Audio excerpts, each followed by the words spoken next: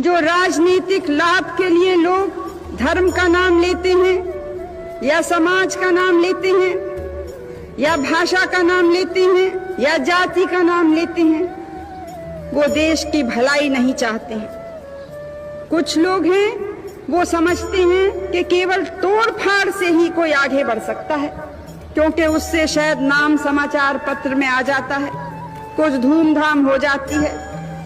लेकिन हमको धूमधाम चाहिए या हमको अपने देश को मजबूत बनाना है?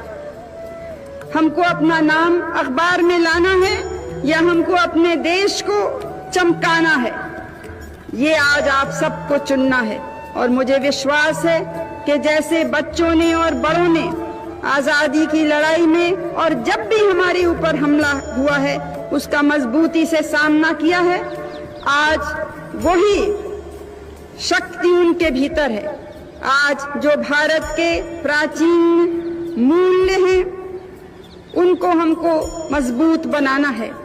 हम भारतीय नागरिक हैं और हम में से किसी को कभी न वो काम करना है, कभी न वो शब्द बोलने हैं, न कभी वो विचार भी करना नहीं है जिससे भारत माता का सिर झुक सकता है। हमारे ऊपर एक जबरदस्त जिम्मेदारी है, अपने लिए नहीं लेकिन आते हुए लोगों के लिए।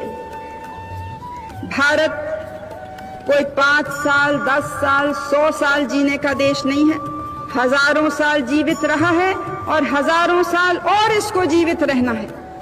इसके लिए आज हमको अगर तत्काल में त्याग करना है, भविष्य के लिए, उस त्याग के लिए, उस सेवा के लिए मैं आपको पुकार देती हूँ। और मुझे पूरा विश्वास है कि इसमें हम और आप, कुछ भी हमारी विचारधारा हो, राजनीतिक मतभेद हो या दूसरे मतभेद हो, एक होके हम भारत के सैनिक बने। के जो कष्ट हैं, जो हर एक वर्ग के कठिनाइयां हैं, अगर उनसे हम परिचित नहीं रहते हैं, अगर उन समस्याओं का समाधान नहीं करते हैं, तो हम देश को कैसे मजबूत रख सकते हैं? आज हमें खुशी है कि हम स्वतंत्र हैं, लेकिन हमारा दिल खुशी से भरा नहीं है। हमारे दिल में अत्यंत दुख भी है, चिंता भी है। दुख है कि हमने अपने इतिहास से सबक नहीं सीखा। दुख है कि आज भी देश में वो ताकतें कुछ उभरी हैं, वो कुछ जहर फैल रहा है जो देश की एकता को खतरे में डाल सकता है धर्म के नाम से।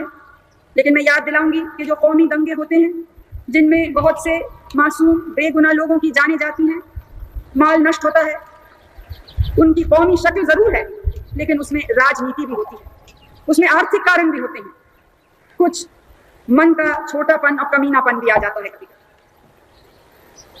आंध्र प्रदेश में, कर्नाटक में, महाराष्ट्र में, उत्तर प्रदेश में, इन जगह कौमी दंगे हुए हैं। दूसरे हादसे दूसरे भी प्रांतों में हुए। जहां भी किसी को दुख है, वो उनका न व्यक्ति का, न परिवार का, न उस कौम का दुख है, वो सारे भारत का दुख है। वो सारे भारत के ऊपर एक कलंक है।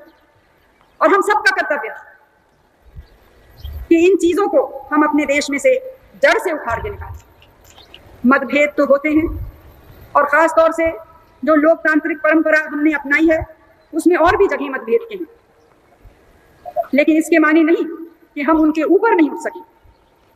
राजनीति, पार्टीबाजी या जो दूसरे एक दूसरे के बीच में अंतर है, उनसे ऊपर उठना है एक ध्येय के लिए कि इस देश को एक रखें। क्योंकि अगर एक नहीं रह सकते, अगर देश मजबूत नहीं रह सकता, तो फिर मतभेद कहाँ जाएंगे? किससे लड़ेंगे हम? किससे दोस्ती करेंगे जब कोई है ही नहीं? जब देश गिर जाएगा तो बहनों और भाइयों, हम सब उसके संग गिरेंगे, कोई नहीं बच सकता है। जब हम आजादी के लिए लड़ रहे थे तो केवल राजनीतिक आजादी नहीं, सामाजिक न्याय के लिए, बराबरी के लिए, आर्थिक न्याय के लिए